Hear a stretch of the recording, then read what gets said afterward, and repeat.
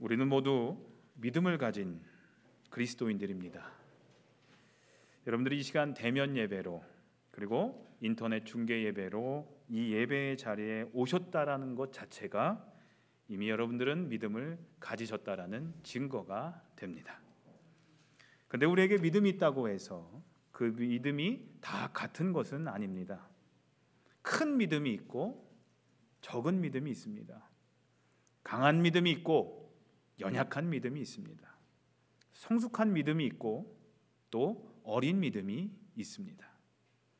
그런데 큰 믿음, 강한 믿음, 성숙한 믿음이 가지는 각각의 특징이 있습니다. 큰 믿음은 기적을 일으키고 강한 믿음은 유혹을 물리치고 시련과 역경을 극복하며 성숙한 믿음은 어떤 경우에도 하나님의 신실하심을 의심하지 않으며 하나님의 섭리를 인내로 기다리게 합니다.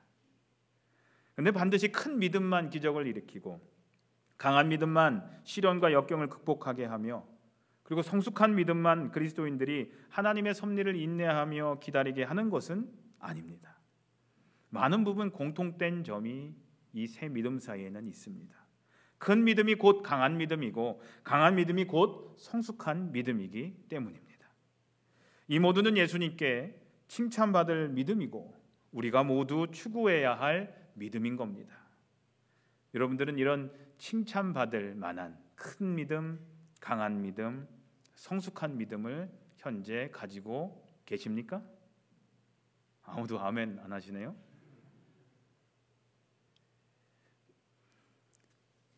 예수님은 큰 믿음, 강한 믿음, 성숙한 믿음을 가진 사람들을 크게 칭찬하셨고 그렇지 못한 사람들을 꾸짖으셨던 것을 우리는 복음서를 보면 여러 곳에서 발견할 수가 있습니다.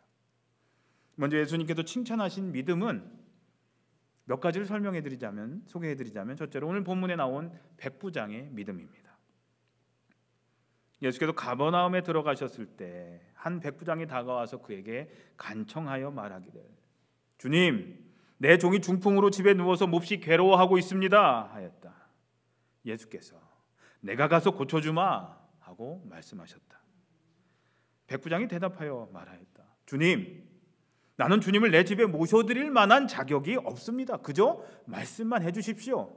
그러면 내 종이 나을 것입니다. 예수께서 이 말을 들으시고 놀랍게 여기셨다. 그래서 따라온 사람들에게 말씀하셨다. 내가 진정으로 너에게 말한다. 나는 지금까지 이스라엘 사람들 가운데서 아무에게서도 이런 믿음을 본 일이 없다. 마태복음 9장에 보면 우리가 잘 알고 있는 혈루증 앓고 있던 여인의 간절하고도 큰 믿음이 나옵니다. 12해 동안 혈루증으로 앓는 여자가 뒤에서 예수께로 다가와서 예수의 옷술에 손을 댔다. 그 여자는 속으로 내가 그의 옷에 손을 대기만 하여도 나을 터인데 라고 생각했던 거다. 예수께서 돌아서 그 여자를 보시고 기운을 내라 딸아, 네 믿음이 너를 구원하였다 하고 말씀하셨다. 바로 그때 그 여자가 나았다라고 기록되어 있습니다. 가나안 여인의 큰 믿음을 칭찬하신 적도 있습니다. 마태복음 15장에 그 이야기가 나오는데요. 예수께서 두로와 시돈 지방으로 가셨다. 마침 가나안 여자 한 사람이 그 지방에서 나와서 외쳐 말하였다. 다윗의 자손이신 주님, 나를 불쌍히 여겨주십시오. 내 딸이 귀신이 들려 괴로워하고 있습니다. 그러나 예수께서는 한마디도 대답하지 않으셨다. 그때 제자들이 다가와서 주님, 저 여자가 지금 우리 뒤에 와서 외치고 있으니 그냥 제발 돌려보내십시오 라고 청하였다.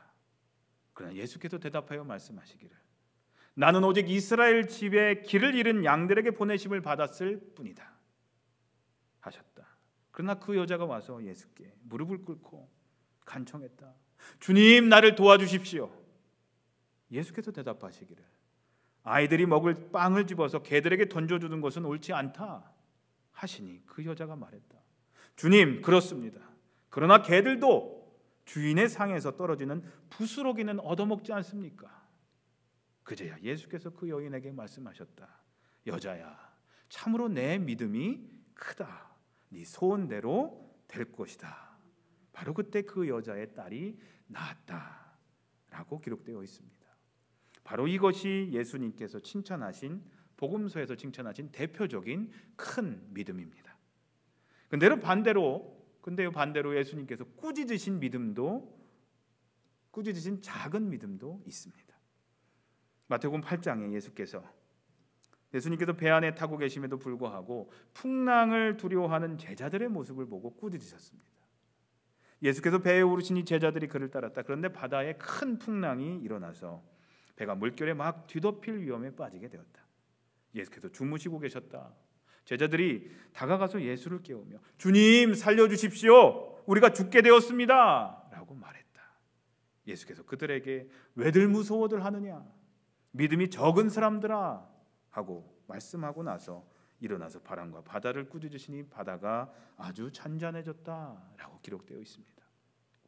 믿음이 적으면, 믿음이 없는 게 아니에요. 믿음이 적으면 예수님을 모시고 사는 우리도 세상 풍파로 인해 두려움에 빠질 수 있다는 것을 보여주는 말씀입니다. 마태복음 16장에 오병이어의 기적을 보고서도 양식이 없음으로 인해서 걱정하는 제자들의 모습이 예수님께서 꾸중하신 적은 믿음입니다. 예수께서 그들에게 말씀하시기를 너희는 바리새파 사람들과 사두개파 사람들의 누룩을 주의하고 경계하여라 라고 말씀했다. 그들은 서로 수군거리기를 우리가 빵을 가져오지 않았구나 하였다. 예수께서 이것을 아시고 말씀하셨다. 믿음이 적은 사람들아, 어찌하여 너희는 빵이 없다는 것을 두고 서로 수군거리느냐? 너희는 아직도 깨닫지 못하느냐? 5,000명이 먹은 그 빵 5개를 기억하지 못하느냐? 부스러기를 몇 강줄이나 거두었더냐? 또한 4,000명이 먹은 그 빵 7개를 기억하지 못하느냐? 부스러기를 몇 강줄이나 거두었더냐? 누가복음 12장에 보면 믿음이 적은 사람들아, 오늘 들에 있다가 내일 아궁이에 들어갈 풀도 하나님께서 그와 같이 입히시거든 하물며 너희야 더 잘 입히시지 않으시겠느냐? 그러므로 너희는 무엇을 먹을까 무엇을 마실까 하고 애쓰지 말고 염려하지 말아라. 이 모든 것들은 다 이방 사람들이나 구하는 것들이다. 너희 아버지께서는 이런 것들이 너희에게 필요하다는 것을 아신다. 오히려 너희는 그의 나라와 그의 의를 먼저 구해라. 그러면 이 모든 것들은 너희에게 더하여 주실 것이다 라고 말씀을 하십니다. 믿음이 적으면, 믿음이 없어서가 아니에요. 믿음이 적으면 항상 뭘 먹을까 뭘 마실까 하면서 애쓰고 걱정만 하면서 살게 된다라는 것이 예수님의 말씀이었습니다. 또 예수님은 물리를 걷지 못하게 하는 약한 믿음을 꾸짖으셨습니다. 마태복음 14장에 베드로가 예수께 대답하여 말하기를 주님이시라면 나더러 물 위로 걸어서 주님께로 오라고 명령하십시오 라고 하니 예수께서 오너라 하셨다. 베드로는 배에서 내려 물 위를 걸어서 예수께로 갔다. 그러나 베드로는 거센 바람이 불어오는 곳을 보자 무서움에 사로잡혀서 물에 빠져들어가게 되었다. 그때 그는 주님 살려주십시오 하고 외쳤다. 예수께서 곧 손을 내밀어 그를 붙잡고 믿음이 적은 사람아 왜 의심하였느냐 라고 하셨다. 사랑하는 성도님들, 우리들의 삶은 날마다 물 위를 걸어가는 것과 같은 기적의 연속입니다. 이때 우리에게 필요한 것은 주님만을 바라보며 걸어가는 강한 믿음인 겁니다. 그런데 우리에게 그러한 믿음이 없으면요, 베드로가 물에 빠진 것처럼 우리도 세상 물속에 빠져들 수밖에 없다라는 겁니다. 우리에게 강한 믿음이 필요한 이유가 바로 여기에 있는 겁니다. 믿음이 적어서 기적을 일으키지 못하는 제자들을 또한 예수님은 꾸짖으신 적이 있습니다. 마태복음 17장에 그 내용이 나옵니다. 한 사람이 예수께 다가와서 그 앞에 무릎을 꿇고 말했다. 주님, 내 아들을 불쌍히 여겨주십시오. 간질병으로 몹시 고통받고 있습니다. 자주 불 속에 뛰어들기도 하고 물속에 빠지기도 합니다. 그래서 아이를 선생님의 제자들에게 데려왔으나 그들은 고치지 못했습니다. 예수께서 말씀하셨다. 이 믿음이 없고 비뚤어진 세대여, 내가 언제까지 너희와 같이 있어야 하겠느냐? 내가 언제까지 너희에게 참아야 하겠느냐? 아이를 이리로 내게 데려오너라. 그리고 예수께서 귀신을 꾸짖으셨다. 그러자 귀신이 아이에게서 나가고 아이는 그 순간에 나았다. 그때 제자들은 따로 예수께 다가와 물었다. 왜 우리는 귀신을 내쫓지 못했습니까, 주님? 예수께서 그들에게 대답하셨다. 너희의 믿음이 적기 때문이다. 너희의 믿음이 적기 때문이다. 믿음이 없다라고 말씀하지 않으셨어요. 믿음이 적기 때문이다. 사랑하는 성도님들, 우리 삶에 하나님의 놀라운 기적을 체험하며 살기를 원하십니까?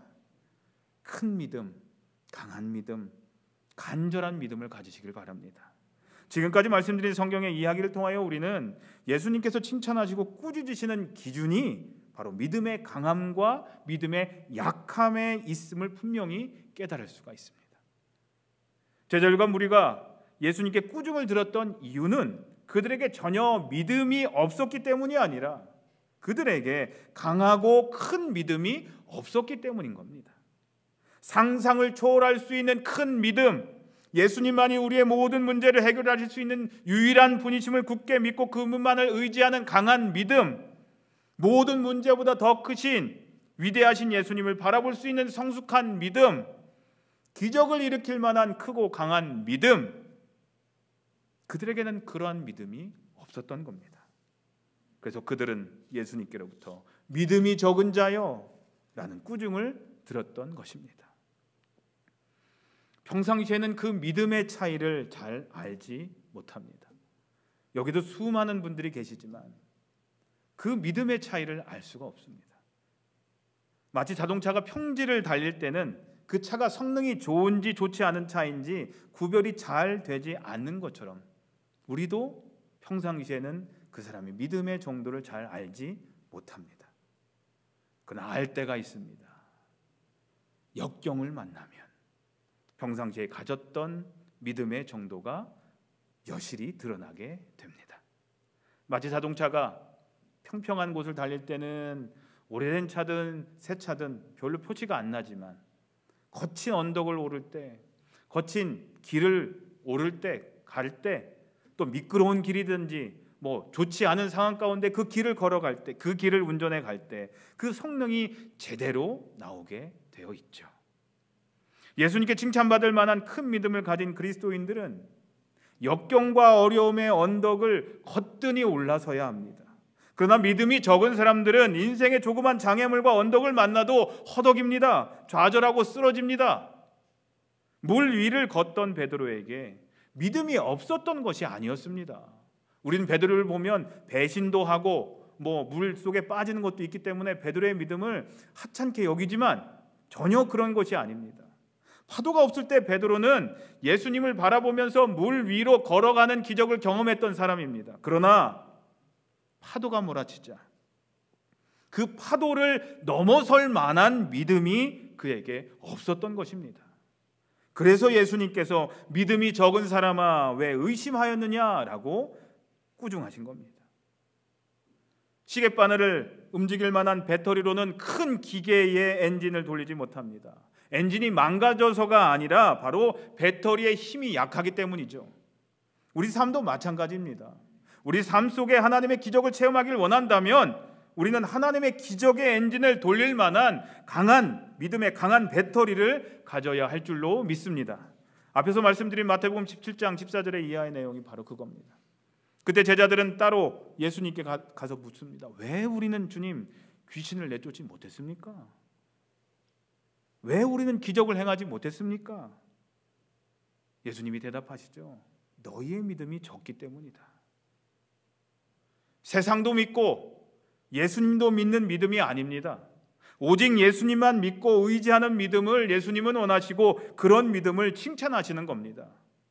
우리는 사랑하는 사람에게 사랑을 고백할 때 나는 당신도 사랑합니다 라고 고백하지 않습니다. 대부분 여기 결혼하셨지만 내 배우자가 나에게 사랑을 고백할 때 나는 당신도 사랑해 라고 고백합니까? 아니죠. 뭐라고 대답합니까? 고백합니까? 나는 고백 안 받아보셨습니까? 나는 당신만을 사랑합니다. Only you 라고 고백을 합니다. 이것이 제대로 된 사랑 고백이죠. 가나안 여인에게 그러한 믿음이 있었습니다. 그래서 예수님으로부터 모욕적인 말을 듣더라도 예수님 외에는 다른 방법이 없음을 잘 알고 있었기 때문에 끝까지 모욕적인 말을 듣는다 할지라도, 끝까지 여러 차례 거절을 했을지라도 끝까지 예수님께만 내달렸던 겁니다. 이것이 칭찬받는 큰 믿음이었습니다. 믿음은 액세서리가 아닙니다. 있으면 좋고 없어도 그만인 액세서리가 아닙니다. 예수님만이 우리의 소망이요 모든 문제의 해결자인 것을 믿고 의지하는 것, 오직 예수님께만 모든 것을 거는 것, 그것이 참 믿음인 겁니다. 그래서 주님만 사랑합니다. 예수님만 언제나 사랑합니다. 오직 주님께만 소망이 있습니다 라고 고백할 수 있는 믿음이 바로 큰 믿음이요 강하고 성숙한 믿음이고, 그리고 예수님께 칭찬받는 그런 믿음인 것입니다. 정글을 해치고 탐험하는 사람들을 전에 TV에서 본 적이 있습니다. 정글은요 각종, 여러분 상상해 보십시오. 정글, 아마존 밀림을 한번 상상해 보십시오. 각종 나무들과 그리고 여러 넓은 잎들로 빽빽하게 들어차 있는 곳이 그런 곳이죠. 한 발자국도 앞으로 내딜 수 없는 곳이 그런 밀림일 겁니다. 그런데 정글을 탐험하는 사람들은 칼로 정글의 나뭇가지들, 그 잎사귀들을 자르며 앞으로 나아갑니다. 그런데 사과를 깎을 만한 과도 가지고는 그것을 헤쳐나갈 수가 없습니다. 크고 긴 칼을 사용합니다. 아마 제 팔보다 더 긴 칼을 사용해서 이리저리 확 휙휙 이렇게 휘두르면서 잘라서 나가면서 정글을 헤치고 나가죠. 그 크고 긴 칼이 정글 탐험에 있어서 꼭 필요한 무기이듯이 믿음은 우리가 인생을 헤쳐나갈 때 꼭 필요한 무기가 됩니다.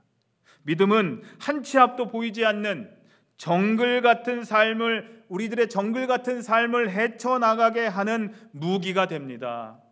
팬데믹을 경험하면서 한 치 앞도 내다볼 수 없는 이런 시기 가운데 우리에게 필요한 것, 작은 사과 깎을 만한 과도만큼의 믿음이 아니라 바로 큰 믿음이, 큰 칼이 우리들에게 필요한 겁니다.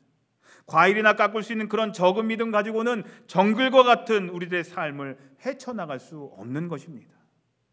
그래서 우리에게 큰 믿음, 강한 믿음, 성숙한 믿음이 필요합니다. 뿌리가 깊이 땅에 박혀 있어서 웬만한 바람에도 끄떡이지 않는 그런 믿음이 오늘 우리들에게 필요한 것입니다. 사랑하는 성도님들, 이러한 믿음을 우리 모두가 소유하길 간절히 소원합니다. 그래서 예수님께 칭찬받으면서 우리들의 삶 가운데 닥치는 어려움의 삶의 언덕과 고개들을 넉넉히 거뜬히 넘어서 우리의 표대이신 예수님을 향해서 힘차게 이 구원의 길을 걸어갈 수 있는 우리 교회, 우리 모두가 되시기를 예수님의 이름으로 간절히 소원하며 기도합니다. 특별히 큰 믿음, 강한 믿음 가지고 지금 현재 힘든 투병 가운데 있으신 성정 집사님께, 주전 집사님께 하나님의 크신 은혜의 역사, 기적의 역사가 일어나게 되기를 간절히 주님의 이름으로 소원하며 기도합니다. 기도하겠습니다. 하나님, 주님께 칭찬받는 믿음을 소유하길 원합니다. 큰 믿음, 강한 믿음, 성숙한 믿음 가지고 승리하는 삶 살게 해 주시옵소서. 오직 의인은 믿음으로 말미암아 살리라는 말씀처럼 오직 믿음으로 살아 최후 승리를 얻는 저희의 삶이 되게 해 주시옵소서. 예수님의 이름으로 기도합니다. 아멘.